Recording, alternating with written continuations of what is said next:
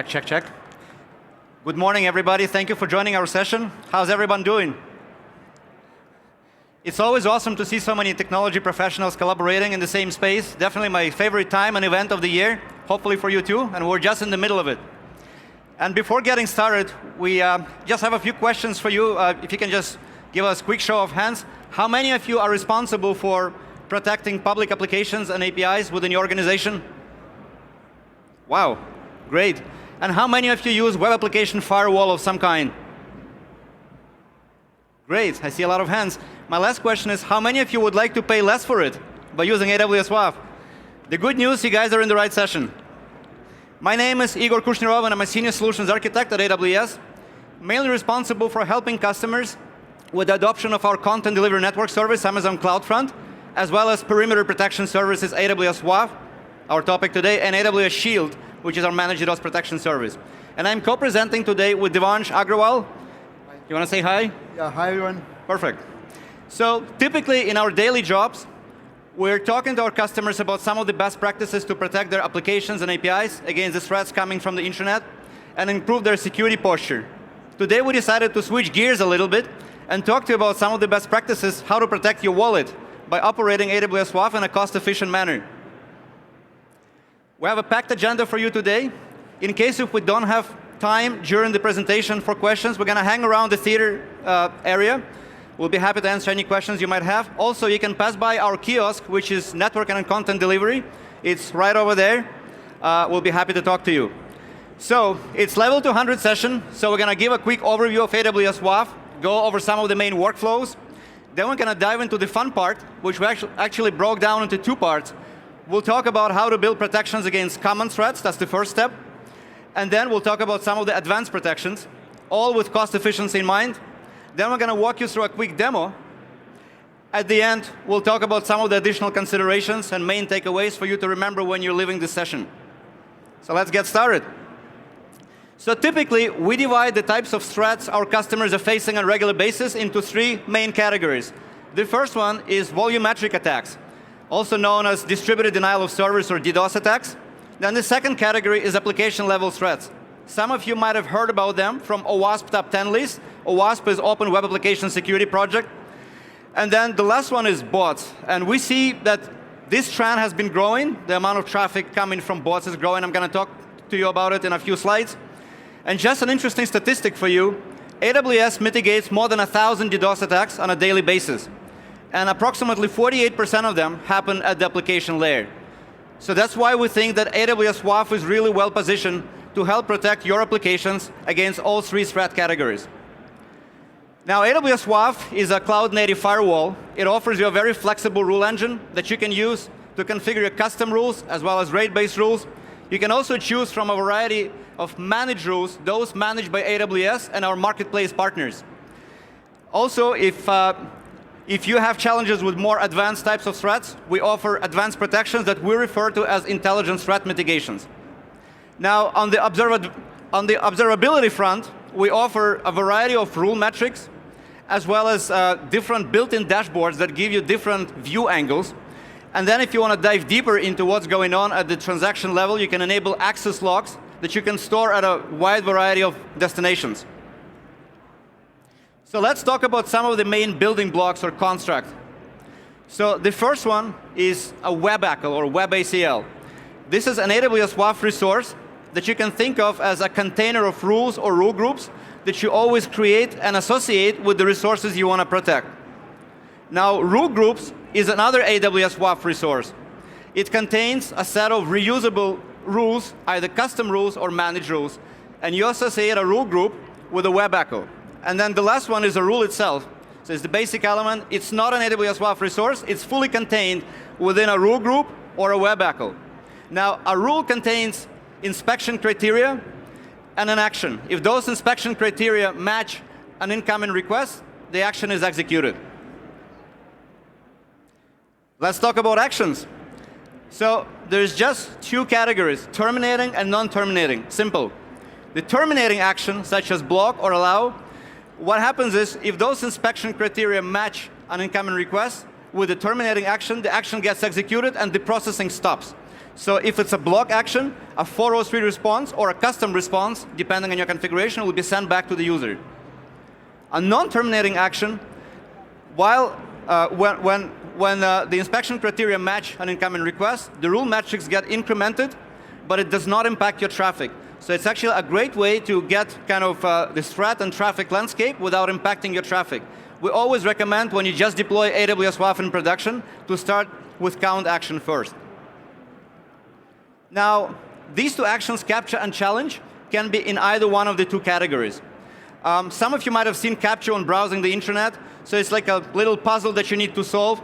And the main idea is to make sure that a request comes from a legitimate user, or a human at least, not a bot. Always takes me a few attempts to solve it. And then the challenge is more a test for a client or for a browser, just to make sure that it can execute JavaScript. Now, if these two are successfully executed, we generate a unique token that we send with every request. So it contains a state of the challenge or captcha. Now, if this token is valid, if it didn't expire, it becomes a non-terminating action, and the processing continues with the subsequent rule. If the token is not valid, if we fail the captcha or the challenge, let's say, is failed, then it becomes a terminating action, and a challenge response or a captcha is returned back to the user. So how do you start using WAF? What are the main steps? So the very first step is to create a webACL. You can also reuse the existing webACL that you can associate with multiple resources. When you create a webACL, it's empty. It doesn't contain any rules. It only contains a default action, which can be block or allow. Then you associate a webACL with the resources that you want to protect. You can choose from 6 regional resources, as well as our global resource, which is Amazon CloudFront, which we always recommend. That's probably a very important statement. We always recommend to use Amazon CloudFront in front of your regional endpoints for security, cost, and performance reasons. Then you can start adding rules. And you can add more rules or rule groups. And you'll probably hear me mention it at least a few times, that the rules are processed in the priority order. You define that priority. And then when it's done, some requests will be allowed through based on your configuration, and some requests will be blocked. So now that we have covered some of the fundamental aspects, let's start talking about how to build protections against common threats first, with cost efficiency in mind. Now, talking about cost, you might have a question on your mind: how to actually charge for AWS WAF? So like with any AWS services, there is no commitments. You only pay for what you use. There is only 2 fee categories. The first one is monthly fees. Every time you create a webACL, you pay $5. Every time you add a rule or a rule group, it's $1 for a rule or a rule group per month. Now, if you add managed rule groups, you only pay $1 for the managed rule group. You don't pay for the rules inside. So great way to optimize your monthly fees by using managed rules. Now, there's also per request fees. We charge for every request that is processed by a webACL, whether it contains 1, 2, 5, 10 rules, doesn't matter. It's 60 cents a million requests. So how do you start? Which rules do you start with first? We always recommend to start with free AWS managed rules. By free, we mean there is no additional cost by adding those rules, except for those baseline costs that I just mentioned. Also, in terms of the order of rules, we recommend to start with high confidence rules first. If you already have your threat intelligence and you have allow or block list, a great way to complement your internal threat intelligence is to complement it with threat intelligence managed by AWS by adding Amazon IP reputation list as well as anonymous IP list. Then you can choose from a variety of rules that protect you from different common threat categories. We refer to it as baseline rule groups. You can then add use case specific rule groups. For example, if you happen to use a Linux backend, you can add a Linux OS managed rule group that can help protect you against local file inclusions relevant to Linux operating system. And last but not least, we always recommend to add at least one RAID-based rule. This is kind of the first tier of defense against volumetric attacks, and we call it blanket RAID-based rule. And we also recommend to add additional, more granular ones to protect your more sensitive pages. So by now you might be wondering, okay, we keep on adding rules, so how many rules can I add? The answer is as many as you want. We don't count the number of rules. What we count is the compute capacity those rules take.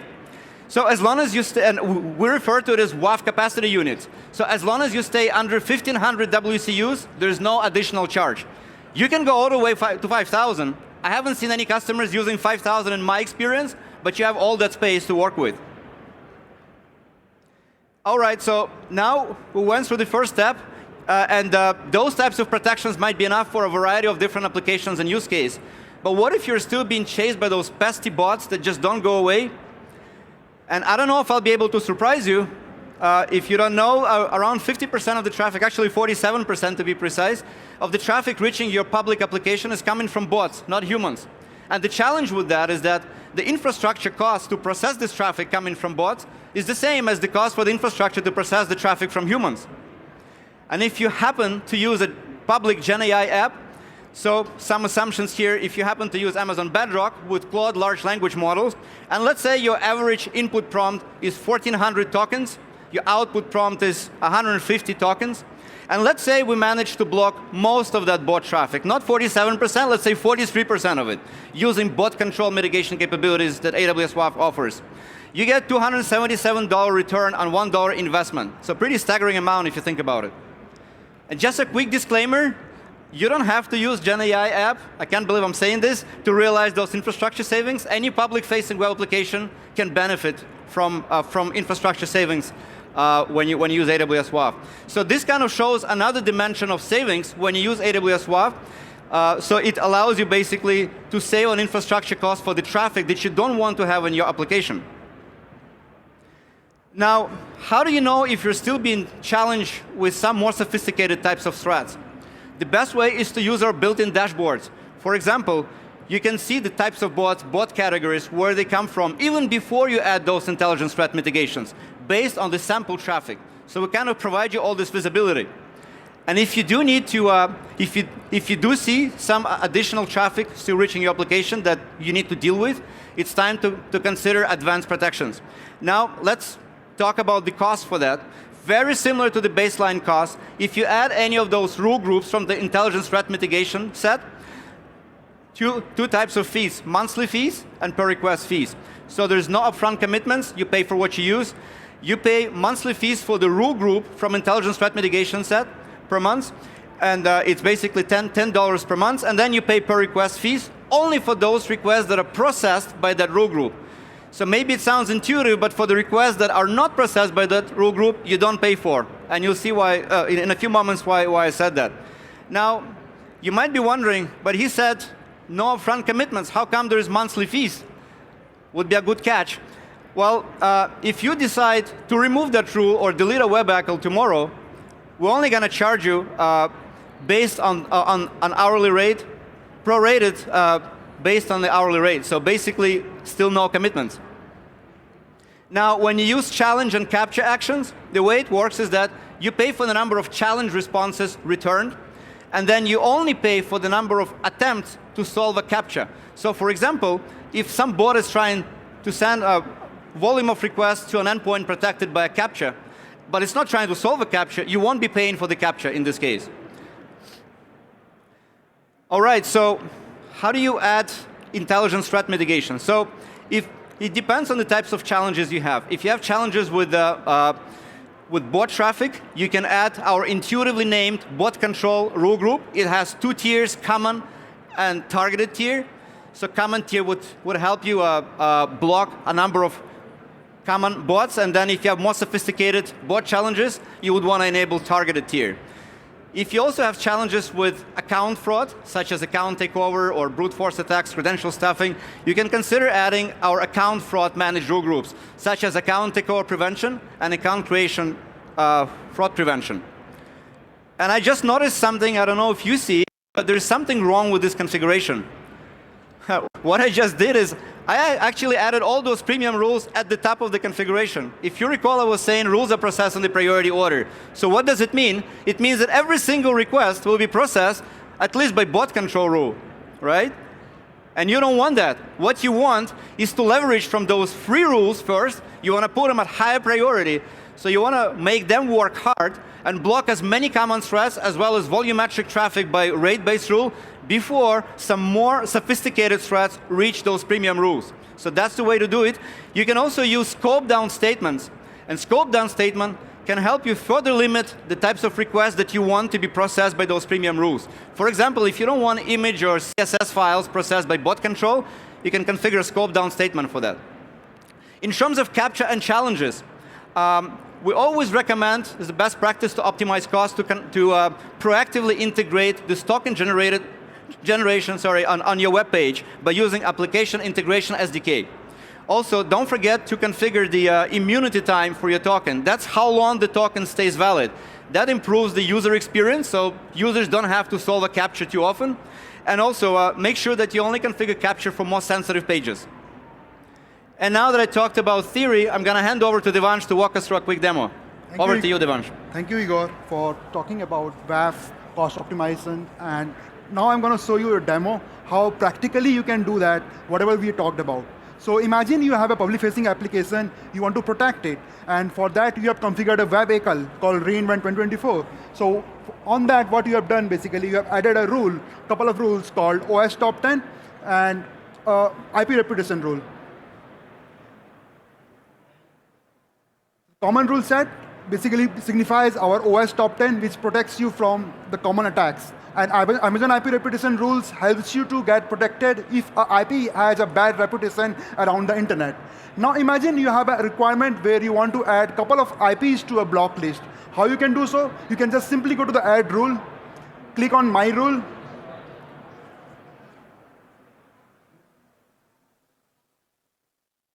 we'll give the rule as a name as block list. I already had an IP list added. We choose the action as block. And this set rule priority is quite important when we talk about the cost saving. We'll come to that in a bit. Right now, I just moved the priority to the top. Now imagine you have another requirement where your traffic is coming from a certain countries, and you want to allow only those countries because you do not have business apart from those. So what we can do, we can have a geo block, and we can choose the country that we want to allow the traffic from. So in that case, I have taken an example of Australia and New Zealand.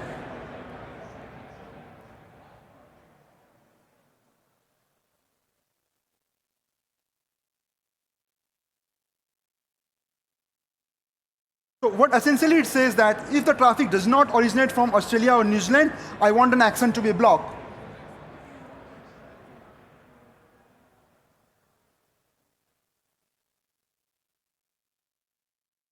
We'll set the priority again just below the block list. Now let's take a scenario where you have a business requirement where you want to throttle if a particular IP make more than X number of requests. In order to do that, we can have a rate-based rule.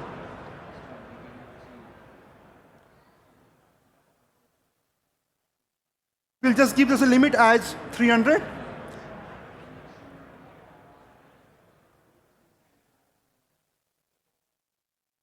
So what essentially it means that if any IP make more than 300 number of requests in that time window, it will start throttling that IP, throttling that request.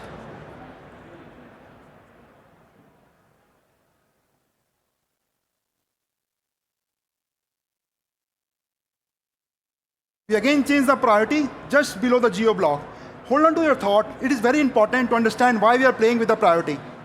Now let's take an example where you have a marketing website and there are a lot of bot attacks coming in, and you want to protect your marketing website so that bot do not attack you. So what we can do about that, we can have a bot control rule which is part of AWS managed rule group, and it's very simple to add it. How you can do so? You can just simply go to AWS managed rule and click on add to web ACL, and please remember this is part of the paid rule group, so you have to pay extra pricing to process it. We'll choose the common.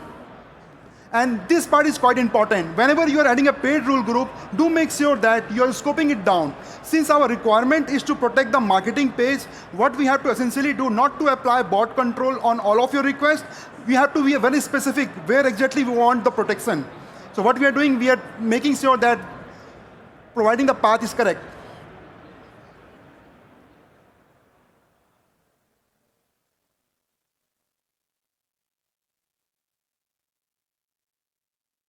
Just need to make sure bot control stays at the down.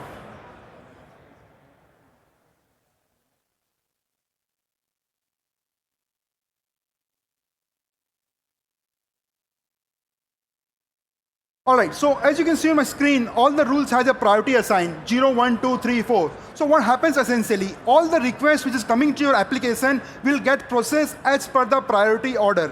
So imagine you are getting 100 of requests. Some of them belong to a block list IP. Those requests will get blocked by the first rule, and the further processing will not happen to those requests. Now imagine you are getting 20% of the requests from the country that you have defined. Then that will get blocked by the geo block. And imagine you are getting a lot of requests from a particular IP, then what will happen? That will get throttled by the rate-based rule. So what essentially it means that if you have a priority set in a correct way with a more confident rule, you only get subsequent requests to the bot control. And again, you have a scope down statement. So from 100 requests, the bot control will only get maybe 20 or 30% of the request, right? So that's how you will be able to save a lot of cost. Instead of applying bot control to the top, you should always have a confident rule placed first, then scope it down with the right path that you want to have. So these are two key takeaways from the demo. Please be sure that we are placing the right priority and we are scoping down for the paid rule group. Now, but are there any other things that we can have to optimize our cost? Let's see.